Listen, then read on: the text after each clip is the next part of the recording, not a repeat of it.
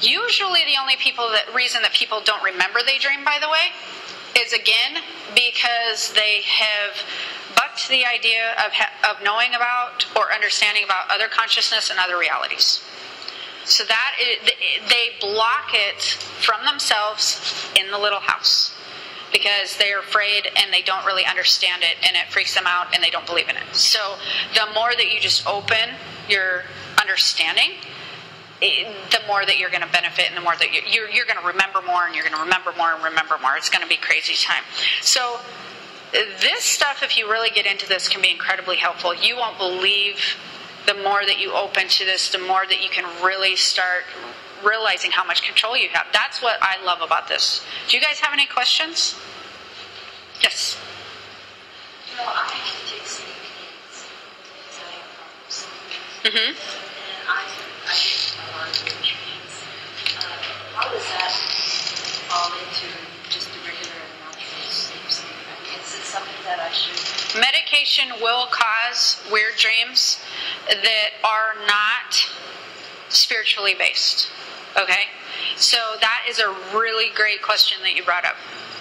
If you are on any medications, I wouldn't necessarily try to interpret my dreams so much because they are chemically induced sleeping, so it's chemically having an effect on your brain and your being, okay? A lot of people that take sleep aids are having trouble sleeping because they're not spiritually lined up in the first place. So because you're not heading the direction that you should be in life, and because that you're having issues in your waking consciousness, I mean, like it's waking consciousness, whole consciousness, where I am most of the time. You guys are mostly probably in the middle. It's being back here with really not being lined up with yourself and where you should be at. That's actually, you're doing a lot of things in your life that you're not happy about, and you know you're not on the right path of where you feel like you should be on a soul level. And so you really need to address those and start moving in the path, your soul path. And once you do that, you won't even need the sleep aids anymore. Yeah, me and you should talk later. Yeah. Right. Ooh, that's a good one too. Yeah, I wanted to ask you. Okay, excellent. It's weird I get excited about Alzheimer's patients, but like I know a lot of them. And people feel very sorry for Alzheimer's patients, and I understand that, but that's because we're very physically based and stuck in a physical world. But Alzheimer's patients are checked out. See, they're in the whole consciousness most of the time. And 99% of the time, 0.9. They're here part of the time to eat and do the physical stuff, but they're enjoying life. You look at them as sad. You look sad because it's like on a conscious level, but you're missing the good stuff. You know, the birthdays and the talking to me, and they ain't missing talking to you. They're out talking to other people. Like they're like, this is so cool. You have no idea what you're missing. You know, so they're all outside the house, and I feel every time I go in, I'm like, wow, this is awesome. Like, how cool would that be to really be there? And it's a choice. It's a choice. I've never seen an Alzheimer patient check out with not a choice. They don't like it here anymore. So because that they are not loving their physical reality, they go out until their body gives into it. That's exactly what happens. So I find it interesting that people are constantly trying to bring them back, because I'm going, dude, they don't want to be here. What are you doing? You're in the bad spot. You just don't know. They're probably thinking the same thing. But this isn't my sleeping habits. That it does. And you might need help with that. Like, you know, exterior help, nursing, whatever, that type of help for certain daytime sleep. Because you're putting pressure on yourself that's causing you to take responsibility where you should relieve some pressure. We could get into that more, but there's some other stuff that I could actually help you with as far as that goes. Yeah. So if I have a dream and at 3 o'clock in the morning I write down everything that I'm trying to do in terms of creative arts and crafts and things like that, if I get the ideas, is that from my dream that I've interpreted to say, oh, I figured it out? Yeah, well, it's from you being in your whole consciousness. Right. You've brought that information back. Definitely when I'm creative, I know exactly. Yeah, you're there. You're like, yes. Oh no, the block blocks are gone. Here it is. I got to write it down quick before I forget. And then you go back to it. Yes, I do a lot of my work in that manner.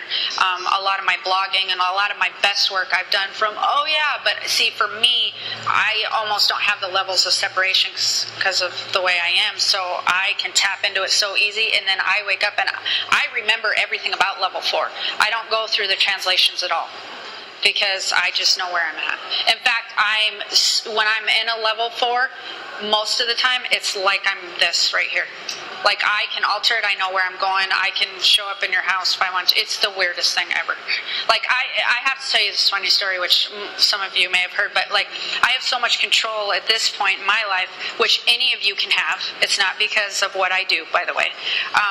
But I astral travel, and I know I'm very consciously astral traveling all the time. So one time I wake up and I'm like in the middle of my field in my house. We have 7 acres, and I'm out in the middle of it, and I'm like, why am I out here?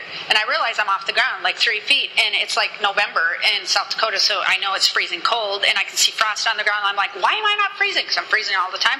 I'm like, oh crap, I'm out here astral traveling. And the thing about astral traveling with me is I do it a lot, so I know if I'm not back in my body right before I wake up, I'm going to be so groggy, and it takes me like 2 hours to start feeling normal, and I hate it.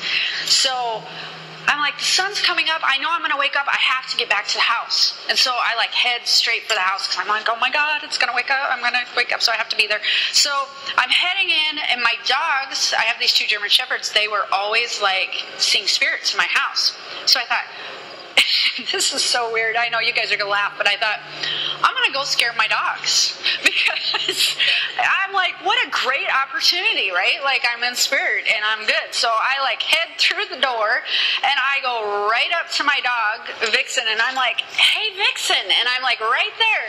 And she lifts up and looks her head at me like, what are you doing? I know you. Yeah. And I'm thinking, oh, yeah, she knows me in spirit, and this ain't working. I'm like, this was a dumb idea. So then I go back into my bedroom, I hover above my body, and then I'm in, and then I wake up right away, and I'm like, well, that was weird. Who scares their dog? Like, well, that's what I do during my astral travel. I'm not doing spirit work. Like, I'm out scaring people, right? So if I show up in your bedroom, don't be afraid. No, I'm just kidding. So anyways, but I visited, I had an aunt that was getting ready to pass over in a hospital. And I was there with her, and she told me she was passing, and nobody knew. And she went at midnight that night. She came to me and said, yeah, I'm passing. And that was in South Dakota. And me and my son were there. And then we came up and flew back, came all the way to Hawaii. And I remember seeing the islands very clearly. I see them, and we come down, and I go through my house, and next thing you know, and then I'm up. It's just a part of what I do now. It's weird, I know. I try not to tell all my friends this because they're like freaked out. Any other questions? Yeah, you said when you go from level 4 to 3 down, things kind of get like mumbled or translated. Mm-hmm. When you wake up and you remember your dreams, as weird as it is, mm-hmm. you know what was... Because when you do the thing where you ask, when you say, what did that mean? What did it mean that I felt like I was lost on this road in my car? You'll know immediately. You feel like you're on the wrong path, and you're not really sure which direction to go in life. You'll know, like you'll get an immediate sentence, an immediate overall feeling, like almost like you've already watched the movie and you know the plot.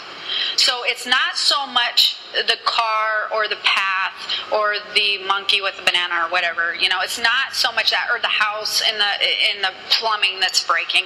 It's not so much the actual things that you're seeing. It's the remembering the dream and going, okay, what did it mean that I was in this house and it started to flood?